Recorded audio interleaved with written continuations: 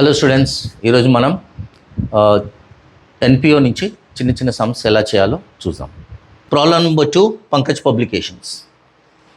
Ascertain the income towards subscriptions for the year 2005 on the basis of the following information. Subscriptions received in 2005 including 400 2004.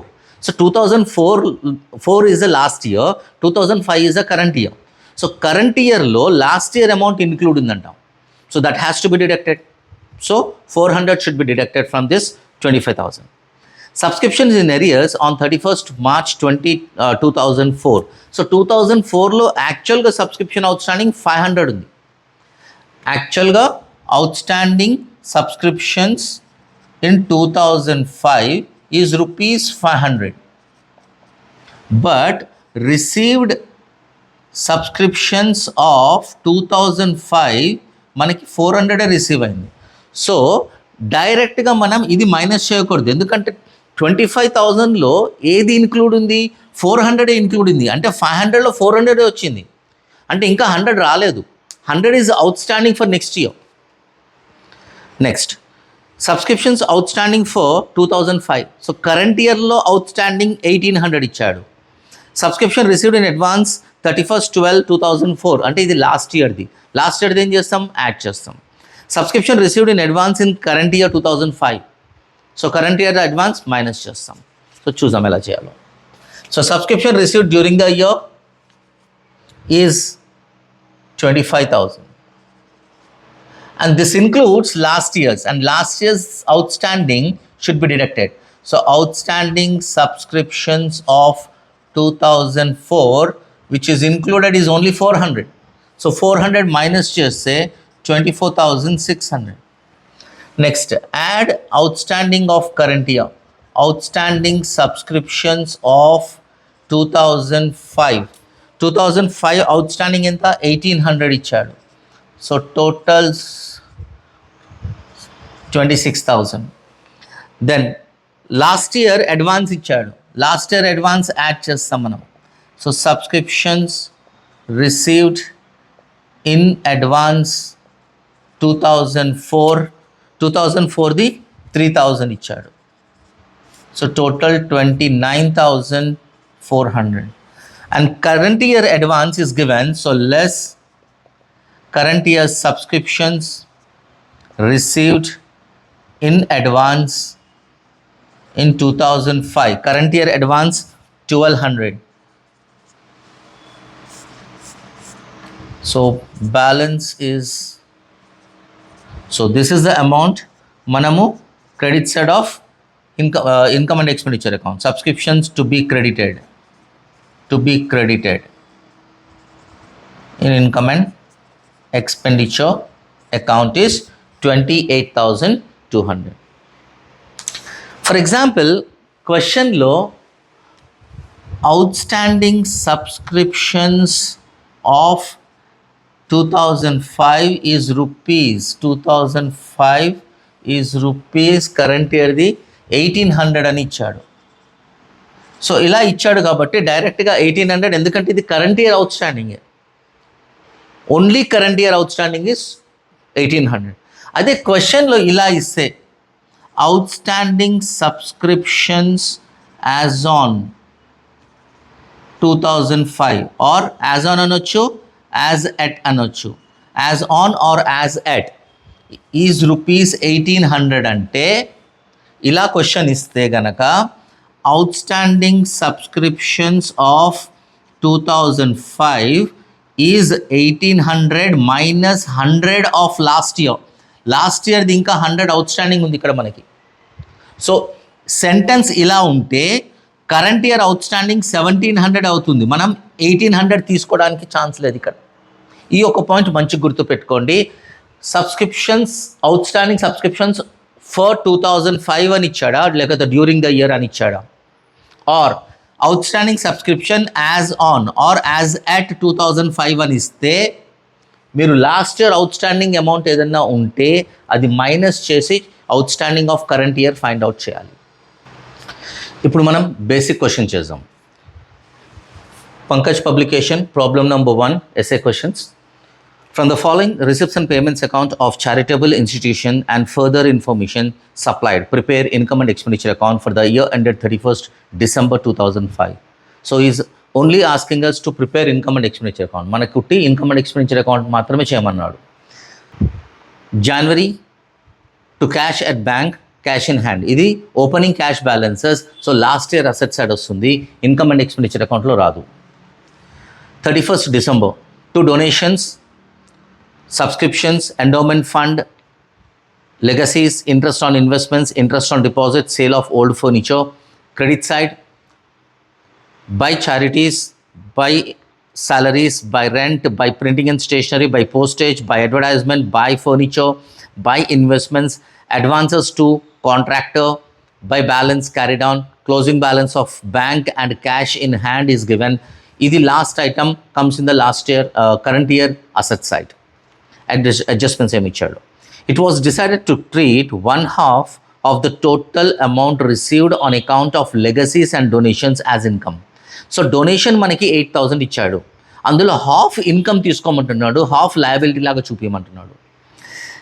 Then legacy 6,000 ఇచ్చాడు, అందులో half అంటే 3,000 income లాగా చూపించి 3,000 మనం liability లాగా చూపిస్తాం. Next adjustment, ₹200 were outstanding for rent, 300 for salaries and 50 for advertisement. ఈ 3 items outstanding expenses. Outstanding of current year ఎప్పుడు యాడ్ చేస్తాం మనం, మంచి గుర్తుపెట్టుకోండి. Outstanding of current year always we added. And second effect, outstanding expenses కాబట్టి expenses outstanding అంటే అర్థం ఏంటి, ఫ్యూచర్లో పే చేయాలి. అండ్ ఫ్యూచర్లో పే చేయాల్సిన అమౌంట్స్ అన్నీ లయబిలిటీస్ అవుతాయి. అదే ఫ్యూచర్లో రిసీవ్ అయ్యే అమౌంట్స్ అన్నీ అసెట్స్ అవుతాయి. Interest on investments 500 had accrued but not received. So accrued అన్న అవుట్స్టాండింగ్ అన్న ట్రీట్మెంట్ ఒకటే. So we will add it to interest on investments. So let us see how it is to be done. First donation. And ఇక్కడ date కాలం compulsory కాదు, మామూలుగా ఇది income and expenditure account కాబట్టి date కాలం ఉంటుంది. Date నార్మల్గా మనం ఇది ఇయర్ ఎండింగ్ చేస్తాం కాబట్టి మనం 2005 31st December అని రాసుకోవచ్చు, రైట్. రాయకపోయినా పర్వాలేదు, date column is not compulsory in this case. Donation. So డొనేషన్లో మనకి హాఫే తీసుకోవాలి. సో హాఫ్ అంటే 4,000. Next subscription is a income. Subscription is income and దీని మీద అడ్జస్ట్మెంట్ లేదు కాబట్టి డైరెక్ట్గా 4,000 రాసుకోండి. Endowment fund receipt. Endowment is a liability, అది ఇక్కడ తీసుకోకూడదు. లెగసీస్, యాక్చువల్గా లెగసీస్ కూడా లయబిలిటీయే, కాకపోతే క్వశ్చన్లో క్లియర్గా ఇచ్చాడు half of the legacies to be taken as a income. So half అంటే 6,000లో half 3,000. Next interest on investments. Interest on investment, దీని మీద అడ్జస్ట్మెంట్ ఉంది. Interest on investments 9,500 add accrued. Current ఇయర్ది లాస్ట్ ఇయర్ దాన్ని ఇవ్వలేదు, so it is always current year's outstanding. So 500 out of column 10,000. Then interest on deposits. So మనం బ్యాంకులో మన account balance ఉంటుంది కదా, అది డిపాజిట్స్ అవుతుంది. సో దాని మీద మనకి ఇంట్రెస్ట్ ఇస్తాడు బ్యాంక్, సో అది మనం క్రెడిట్ చేయాలి. Interest on deposits 150. Then sale of old furniture. Sale of old furniture if it is book value is given, అంటే క్వశ్చన్లో బుక్ వాల్యూ అని ఇస్తే, బుక్ వాల్యూ అంటే ఏంటి, ఆఫ్టర్ డిడక్టింగ్ డిప్రిషియేషన్ బ్యాలెన్స్ షీట్లో ఏదైతే మనం అమౌంట్ చూపిస్తామో దాన్ని మనం బుక్ వాల్యూ అంటాం. Or opening balance of any asset is called as a book value. So book value క్వశ్చన్లో ఇస్తే సేల్ వాల్యూ ఎంత ఇచ్చాడో దాని డిఫరెన్స్ అమౌంట్ ప్రాఫిట్ అన్న కానీ లాస్ అని కానీ ఇస్తాం. సో ఇక్కడ బుక్ వాల్యూ అన్నది మెన్షన్ చేయలేదు కాబట్టి ప్రాఫిట్ ఆ లాస్ అన్నది మనకు తెలియదు, సో ఇది మనం చూపించాం ఇక్కడ. But sale of furniture asset side నుంచి మైనస్ చేస్తాం. Next credit side, expenses, right. Credit అన్ని ఎక్స్పెన్సెస్ అన్ని అసెట్స్ ఉంటాయి అని చెప్పాను కదా. ఇప్పుడు క్రెడిట్ సైడ్ ఐటమ్స్ చూస్తున్నాం. First charity. Charity is a expenses, not a asset. Charities 14,500. Then salaries salaries given in the question 2600. దీని మీద అడ్జస్ట్మెంట్ ఉంది. అవుట్ స్టాండింగ్ సాలరీస్ 300 ఇచ్చాడు. Add outstanding salaries 300. So total 2900. ఒకటి మంచి గుర్తుపెట్టుకోండి, కరెంట్ ఇయర్ అవుట్ స్టాండింగ్ ఎప్పుడు add చేస్తాం. Next salaries తర్వాత రెంట్. 2 రెంట్ కూడా అడ్జస్ట్మెంట్స్ ఉంది. 1200. యాడ్ అవుట్ స్టాండింగ్ రెంట్ క్వశ్చన్లో 200 ఇచ్చాడు. So total 1400. దాని తర్వాత printing and stationery. So printing and stationery 300. Adjustment లేదు దీని మీద. నెక్స్ట్ పోస్టేజ్ మీద మనకి నో అడ్జస్ట్మెంట్. అడ్వర్టైజ్మెంట్ మీద అడ్జస్ట్మెంట్ ఉంది. Advertisement 250. Add out standing advertisement 50. Auto column 300. The furniture is asset, investments is asset, advances to contractor is also asset, cash at bank and cash in hand is also asset. Right? Now let us see whether you are getting a surplus or a deficit. The difference ni మనం profit అనకూడదు, ఎందుకంటే మనం చేసేదే non profit organisation, not for profit basis. So profit అన్న term రావద్దు. కాబట్టి income ఎక్కువ ఉంటే బ్యాలెన్సింగ్ ఫిగర్ సర్ప్లస్ అంటాం.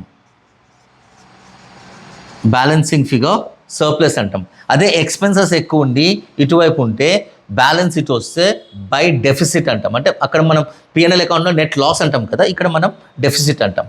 ఇక్కడ పిఎన్ఎల్ అకౌంట్లో నెట్ ప్రాఫిట్ అంటాం, బట్ ఇక్కడ మనం సర్ప్లస్ అంటాం.